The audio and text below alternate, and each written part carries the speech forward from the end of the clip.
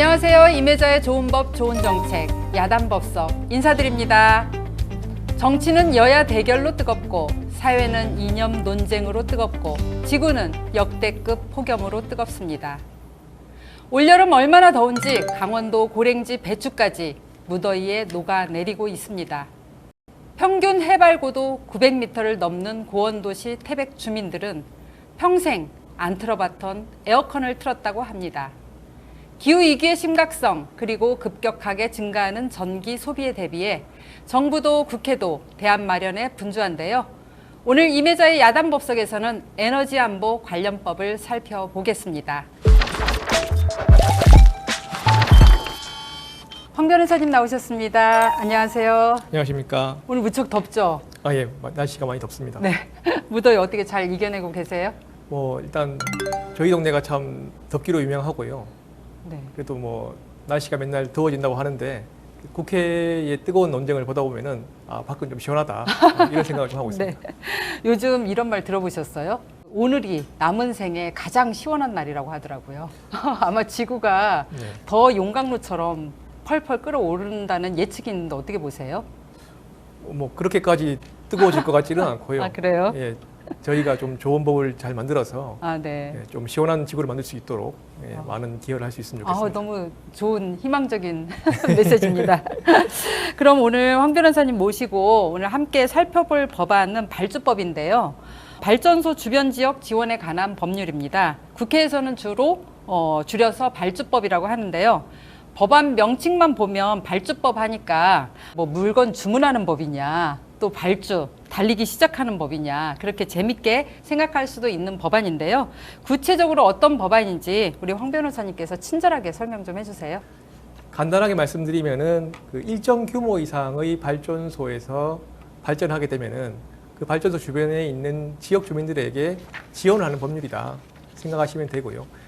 실무자들 사이에서는 이게 보통은 원자력 발전소를 많이 얘기를 합니다. 원자력 발전소의 한 5km 반경 주변의 주민들에게 지원하는 법률이다라고 잘 알려져 있고요. 이제 제정 이유를 보면은 이렇게 적고 있습니다. 국민 생활과 국가 경제 발전에 필수 불가결한 전원 개발 사업은 그 사업 규모는 크지만 발전소 주변 지역에 대한 개발 효과는 미미할 뿐만 아니라 환경 공해, 안전성 등의 문제로 집단 민원이 빈발하고 있어라고 이제 이 법의 취지가 나오거든요. 그러니까 민주화를 거치면서 국민들이 이제 민원, 또 그냥 보통 민원이 아니고 집단 민원을 넣기 시작했고요.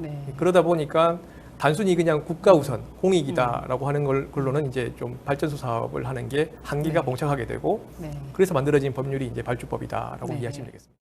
발주법을 한마디로 요약하자면 그러니까 국익우선 이 키워드가 들어가 있는데요. 지역과 개인이 감당해야 할 몫을 발전 사업자가 주민복지라든가 소득 증대 지원 그런 것들을 해주는 이제 법안이라고 생각을 하거든요. 근데 여기에서 이제 지원이나 보상 이런 개념이 나오는데 그 차이를 좀 설명 좀 해주세요. 사실 발전소들을 예를 들면 이제 태양광 발전소도 있고 풍력 발전소도 있고 화력도 있고 원자력도 있지 않습니까? 그 태양광은 이제 좀 뜨겁죠 주변에 뜨겁기도 하고 여름에 덥기도 합니다. 그래서 이제 그런 민원도 많고 풍력은 또 소음이 있죠. 그다음에 화력은 그 미세먼지, 분진 같은 것들이 있고 원자력은 또 방사선 문제가 또 있습니다. 완벽한 에너지는 없기 때문에 당연히 이제 민원도 발생하고요. 이 보상, 배상, 지원 이런 체제들을 가지고 사업자들이 이제 주민들을 설득하는 거죠. 일단 배상이라는 것은 불법적인 행위에 대해서 하는 것들이고요. 이제 불법적인 게 아니고 주로 사업이기 때문에 땅 수요한다든가 이런 거 할 때는 이제 보상을 해드립니다. 이제 보상은 적법하게 하는데 어떤 법익이 제한을 받을 수가 있거든요. 그럴 때 이제 배상을 보상을 해주는 거고요. 그 지원이라는 거는 이 두 개가 약간 다른 겁니다. 지원이라는 것은 이 손해라고 보기에는 좀 어렵지만 굉장히 포지티브한 느낌이 들어요. 지원은 포지티브한 느낌도 드는데요. 그러니까 두 가지예요. 어떤 거를 장려할 때 지원할 수도 있고요.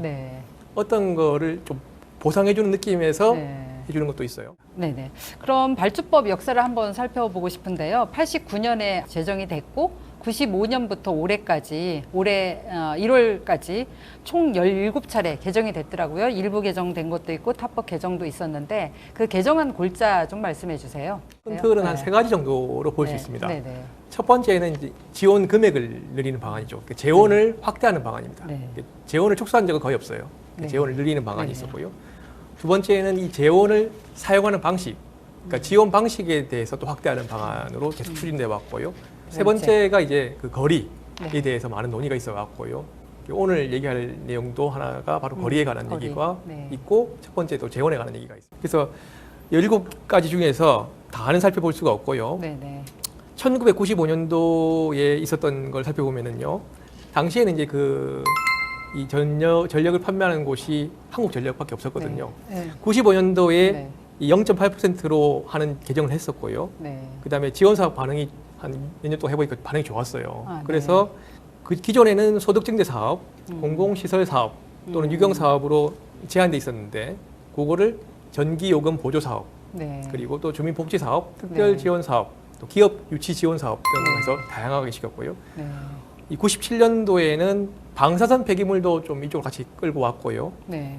2000년대에 들어서면서는 이제 발전 사업자가 더 이상 한전이 아닙니다. 네. 많은 분들이 한국전력이 발전소다, 발전 사업자다라고 생각하시는데 지금 한국전력은 발전 사업을 거의 안 한다고 보시면 되고요. 한전하면 굉장히 상징성이 커요. 예, 한전은 네. 지금은 네. 이제 그 전기를 수송하는 업무에 네. 초점 맞추고요. 네. 네. 수송해서 판매하는 업무. 전달자와 판매자의 역할을 하는 예. 거죠. 그래서 이제 네. 사실은 한전의 자회사들이 네. 한수원도 한전의 자회사고요. 네. 동서발전, 남부발전 네, 뭐 네. 이런 것들이 이제 네. 한전의 자회사들이 발전 사업자가 돼서 발전사들이 꽤 있잖아요. 네, 그렇습니다. 네. 2012년도에는 좀 재밌는 법이 있어요. 조력 발전소를 또 추가를 했습니다. 네. 예, 그 전에는 별로 없던 발전소의 형태였죠. 아, 조력 발전. 예, 파도로 이제 발전하는 주변 지역도 네. 좀 뭐 이제 지원 네. 필요성이 생기니까 뭐 그런 주변 지역들을 추가하는 법들이 있었습니다. 유사하게 2020년대에서는 해상 풍력과 관한 또 개정이 하나 있었습니다. 해상 풍력은 바다 한가운데 짓잖아요. 네. 바다에 해상 풍력 발전소를 이렇게 세울 거 아닙니까? 네. 세우면은 이게 5km 규정을 하다 보니까 분명히 이게 동네에서는 아. 피해를 입는 것 같은데 네. 5km 안에는 안 들어간단 말입니다. 네, 그래서 네. 요거를 이제 출발점 어디로 할 것이냐. 그 돛대, 그러니까 네, 이 네. 대가 있는 곳이 아니고 좀 이렇게 수면 육지랑 시작해서 5km를 재겠다. 네. 사실상은 이 5km를 넘어서는 거죠. 네. 이제 거리를 확장한 것 같은 네, 법률이 네. 하나 있었습니다. 네, 네. 제가 22대 국회 들어와서 발주법을 누가 발의했나 한번 찾아봤더니요.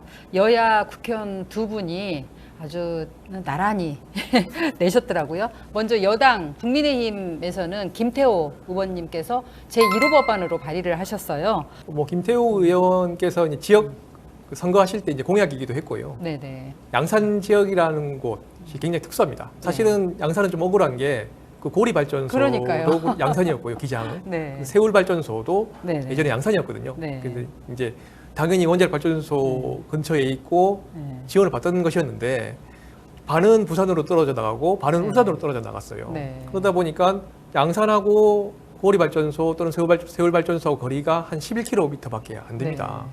그런데 이 지원금을 굉장히 못 받는 가까이에 있더라고요. 네, 바로 옆입니다. 네. 근데 지원금을 못 받는 거예요. 네. 그래서 이제 김태호 의원이 자기가 이제 당선이 되면은 네. 이거를 거리를 늘리겠다. 그래서 1호 법안으로 발의를 예, 하신 거죠. 하시고 이제 아. 15km로 늘리는 방안을 네, 했죠. 네, 네. 그리고 야당에서는 또 더불어민주당의 서영석 의원님이 대표 발의를 하셨는데 이 내용도 간단하게 좀 설명해 주세요. 발전소 주변 지역을 지원하는 그 지원 사업에 따라서 지원하려면 돈이 있어야 되지 않겠습니까? 네. 이 돈이라는 건 사실은 그 발전 사업자의 전기 판매 대금에서 일정 비율을 떼서 네. 만들어내는 것이거든요. 이제 이 기금 말고 사업자의 자기 자금, 그러니까 자기 네. 돈으로 네. 좀 조금 더 사실은 자유롭게 쓸 수 있는 돈이 있습니다. 한수원이 할 수 네. 있는 건데요. 네. 왜냐하면 법에서 이제 자기 자금 지원 사업은 원자력 발전소 내지 수력 발전 사업자가 할 수 네. 있다고 되어 있어요. 네. 그 원자력과 수력을 하는 곳이 어디입니까? 바로 한수원이 아니겠습니까? 네, 네. 그죠? 그러니까 네. 한수원만 역시 친절하게 설명해 주시네. 자기 자금 지원 사업을 할 수 있는 거예요. 네. 사실은 다른 사업자들도 물론 할 수 있겠죠. 네. 그런데 좀 법령에 아무래도 근거가 없다 보니까 좀 부담을 느끼고 있는데 네. 이번에 서 의원님께서 아. 일정 규모 이상 사업자들도 네. 전부 다 할 수 있게 한다라는 거고요. 변호사님 설명 들으니까 진짜 이 법안 그 이해가 아주 더 쉬운 것 같아요. 예, 그래서 그냥 활자로만 봤을 때는 예. 아 그런가 보다 했는데 예. 진짜 친절하게 설명을 제가 해주시네요. 부천은 안 가봤지만 네. 얘기를 들었습니다. 부천에 네. 가면은 이제 그 모 대기업의 열병합 발전소가 네, 하나 네, 있는데 있어요. 그 지역 주민들한테 얘기를 좀 들어보니까 민원이 굉장히 많은 것 같아요. 네. 그래서 뭐 그런 거를 좀 그래서 해결하기 사실 위함이지 서영석 의원님이 지난 21대 국회에서도 이 법안을 내셨어요. 네. 근데 내용이 거의 똑같은 것 같더라고요. 제가 살펴보니까. 예.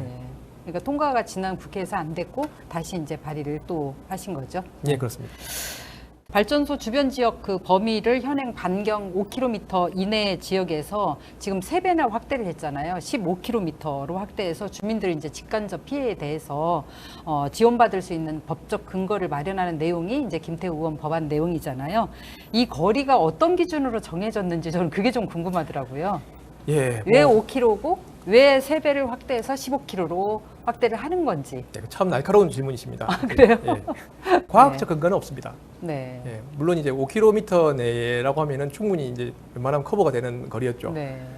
이제 5km 내에 뭐 분진 문제라든가요, 네. 화력발전소의 네. 생태계 교란, 네. 풍력 같은 경우도 이제 뭐 한 저주파가 한 2, 3km 정도까지 가거든요. 네.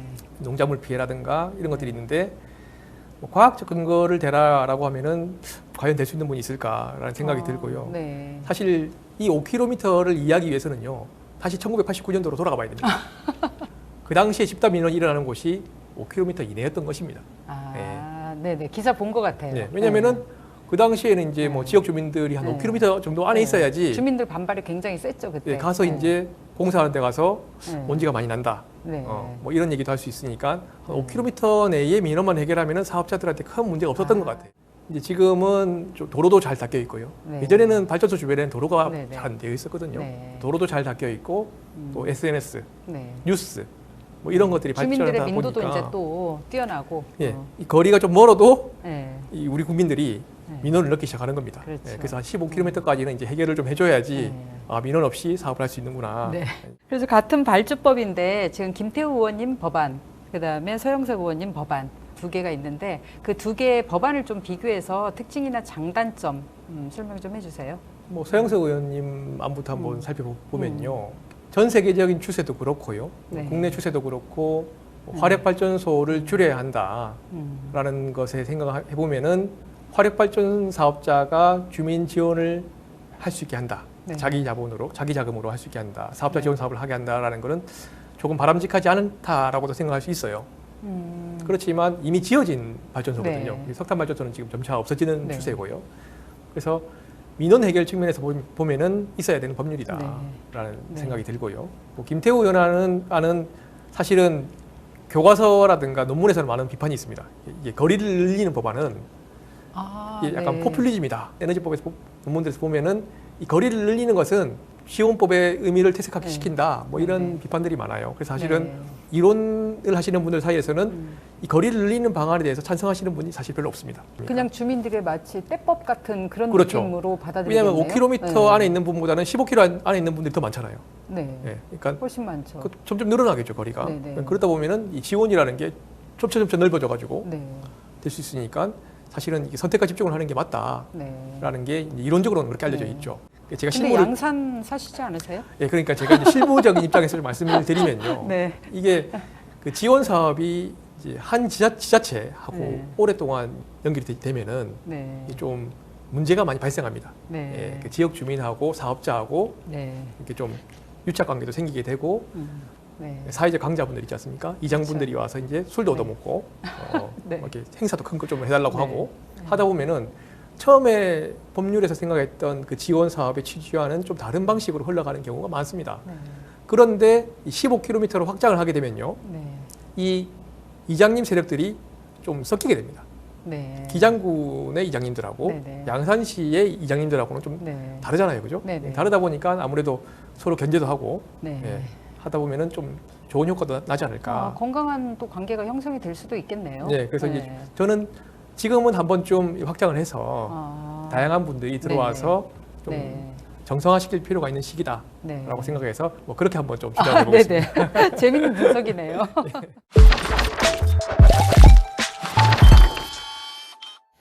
그러면 이 발주법 이외에도 에너지법에서 좀 주목할 만한 법안이 또 있나요? 예, 방금 말씀드린 이제 그 네. 한전, 네. 한전의 이제 지원 사업과 관련된 법률인데요. 네. 송변전 설비 주변 지역의 보상 및 네. 지원에 관한 법률입니다. 네. 줄여서 이제 송주법이라고 합니다. 네, 네. 그래서 그 송주법을 간단하게 좀 설명 좀 해주세요. 저는 이제 이 법이 탄생이 밀양 그 송전탑 사태 때문에 탄생했다고 생각을 하거든요. 예, 예. 네. 송주법이라고 하면은 좀 낯선 분들이 많을 겁니다. 최근에 생긴 네. 법률이라서. 네. 그 발주법은 이제 그래도 그렇죠. 역사가 아직 있죠. 30년 넘지 않습니까? 네, 네. 그 또 이거를 이해하시려면은 그 전기 사업을 좀 이해를 하셔야 됩니다. 근데 이제 전기가 어디서 왔을까라고 생각해 네. 보시면은 네. 일단 전기를 만들어야 됩니다. 네, 네. 이 전기를 만드는 곳이 바로 발전소죠. 네. 발전소 만들고 전달하고 소비하고. 예, 맞습니다. 네. 정확합니다. 예, 모든 에너지 다 그렇거든요. 네, 네. 모든 에너지는 생산과 네. 수송과 네. 소비입니다. 아, 네, 그래서 네. 이제 네. 전기도 수송을 해야 되다 보니까 전기 수송하는 일이 바로 한전의 업무고요. 전기 수송에서 이제 큰 네. 고속도로 같은 역할을 하는 게 송전이고요. 네. 지선 같은 좀 자잘한 네, 네. 것들이 네. 이제 배전이라고 하고요. 네. 네. 한전은 바로 이 송전과 배전을 네. 담당하고 있고 네. 송전을 하다 보면 아무래도 이게 좀 네. 피해가 많거든요. 그 송전 중에서도 고압이냐 초고압이냐 또 네. 그 볼트 사이즈에 따라서 네. 그러니까 밀양 같은 경우에는 그 초고압이라는 거잖아요. 뭐 아니 워낙 밀양 송전탑 사태가 컸기 국민들이 그걸 다 때문에. 알고 계세요. 왜냐면 네. 그게 올해가 10년인 것 같아요. 네, 맞습니다. 그리고 그때 외쳤던 구호가 전기는 여전히 눈물을 타고 흐른다. 이런 구호가 저는 굉장히 그 가슴 속에 남아 있거든요. 예, 예. 초고압이라고 하면은 네. 이제 실무자들이 얘기하기로는 이제 네. 크게 세 가지를 얘기합니다. 네. 765 네네네. 킬로볼트, 그러니까요. 345 킬로볼트, 네. 154. 네. 그래서 이제 뭐 전문가들끼리는 뒤에 킬로볼트 얘기를 안 해요. 네. 그래서 이제 765, 345, 154 네. 이렇게 얘기를 하고요. 네. 그 송주법의 대상이 되는 초고압은 765와 345입니다. 네. 154는 이제 도심에서도 너무 볼 수 있는 작으니까. 네. 거고요. 송전탑도 자세히 보시면 크기가 달라요. 음. 765 송전탑이 있고요. 네. 345가 있고 154가 또 네. 있어요. 그래서 다르고 그러니까 밀양은 음. 이 중에서도 제일 큰 그 765가 네. 지나가던 거였습니다. 네. 그때 그 송배전 관련해서 갈등이 굉장히 컸잖아요. 그때 당시에 이제 밀양 투쟁으로 이제 송주법이 만들어졌다고 생각을 하는데 막상 이 송주법 때문에 보상이 이제 마을 공동 보상이 있고 개별 보상이 있잖아요.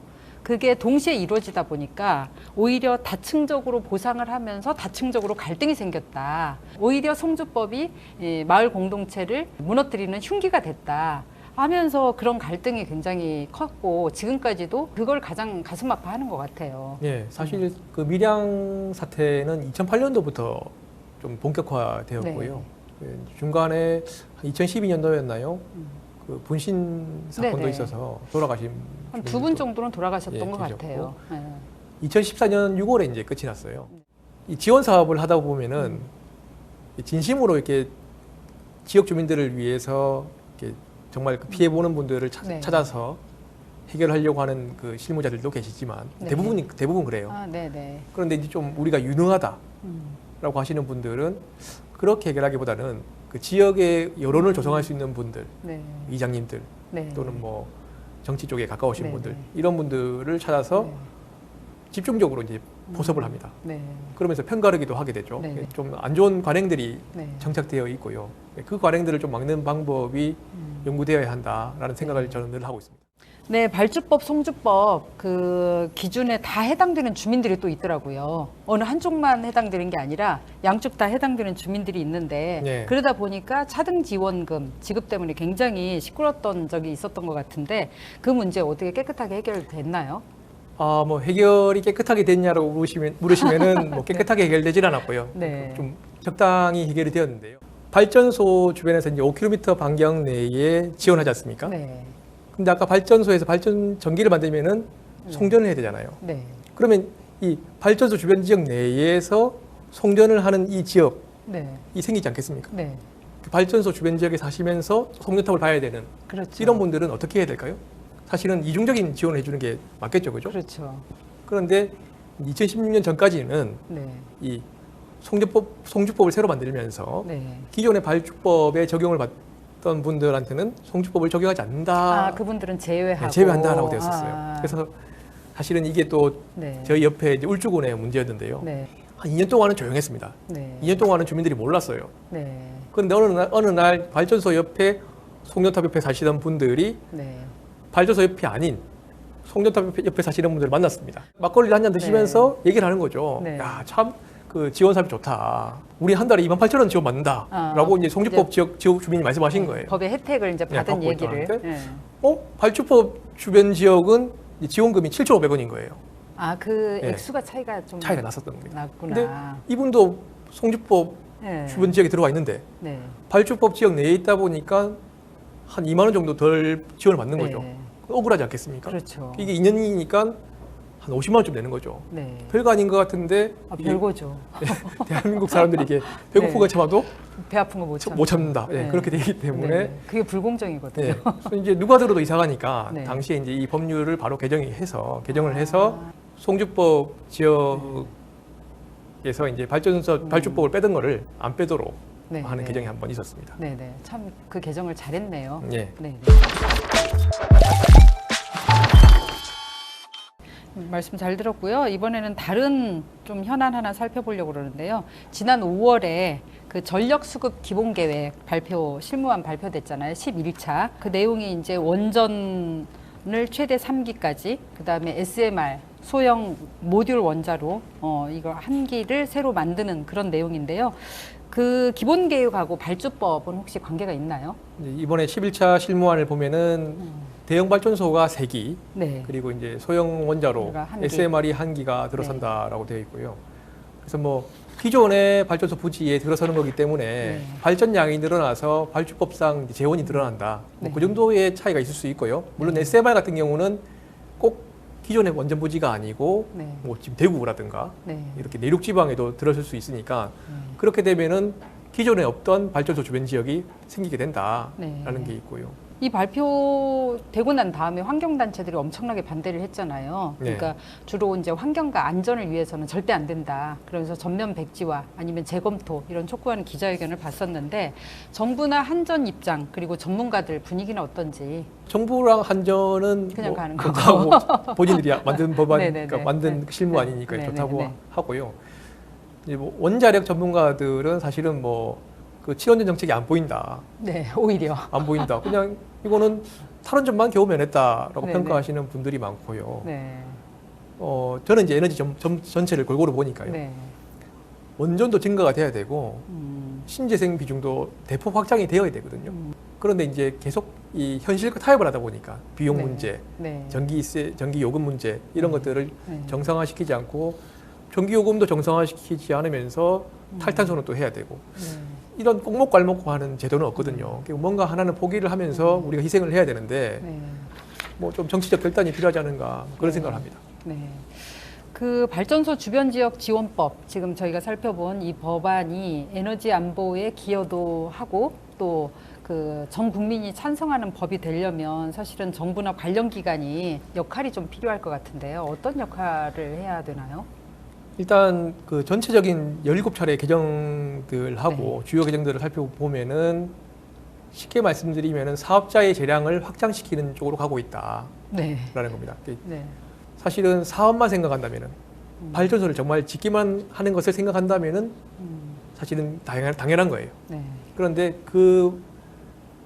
그런 것을 추구하면서 발생하는 사회적 부작용들이 많은 겁니다. 아까 밀양 사태에서 보셨듯이 그런 것들이 있기 때문에 이런 지원을 하면서도 좀 규범적인 측면, 어떻게 하면 사회 갈등을 최소화시킬 것인가, 이 지원 사업을 어떻게 하면 투명하게 할 것인가, 정의롭게 할 것인가를 네. 좀 고민하는 게 입법부의 네. 의무가 아닌가 생각을 네. 합니다. 오늘 그 발주법, 송주법, 발전소 관련 지원법 살펴봤는데요. 마지막으로 황 변호사님 하실 일이 있어요. 네. 발주법을 한마디로 정의를 좀 내려주셔야 되는데요. 그 발전소 주변 지역 지원법, 은 땡땡땡 법안이다. 네. 그거를 좀 써주세요. 네. 발주법은 분쟁 해결을 유연하게 하는 법안이다. 네, 그렇습니다. 알겠습니다. 굉장히 워딩이 좀 섹시한데요. 설명 좀 해주세요. 예. 발주법이라는 것은 사실은 사업자하고 주민들이 협상을 통해서도 충분히 할 수 있는 네. 내용들이거든요. 네. 근데 이제 사업자들과 주민들과 이 협상을 일일이 하다 보면은 네. 비용도 많이 들고 시간도 지체되다 네. 보니까 국가적으로 좀 비효율이 발생하는 겁니다. 그래서 어떻게 하면은 이 사업자와 주민들 간의 이 분쟁 해결을 신속하게 할 것인가라고 했을 때 그동안의 입법자들의 고민이 이 분쟁 해결을 어떻게 하면 좀 유연하게 다채롭게 할 수 있을까라는 그 것이 유연하다는 중요하다. 단어가 참 와닿네요. 예. 그 기후 위기 시대에 좀 제 바람은 정의로운 에너지 전환 운동 이런 것들이 좀 일어났으면 좋겠다는 생각이 들고요. 오늘 황재훈 변호사님 모시고 좋은 말씀 많이 들었습니다. 얘기 나누다 보니까 내용은 굉장히 뜨거웠는데 기분은 시원해지는 것 같습니다. 오늘 감사드립니다.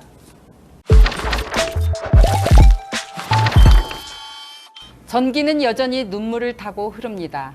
70년대 후반 전력 수요 대비를 위한 발전소 건설을 준비하면서 정부는 국익 우선을 강조했습니다.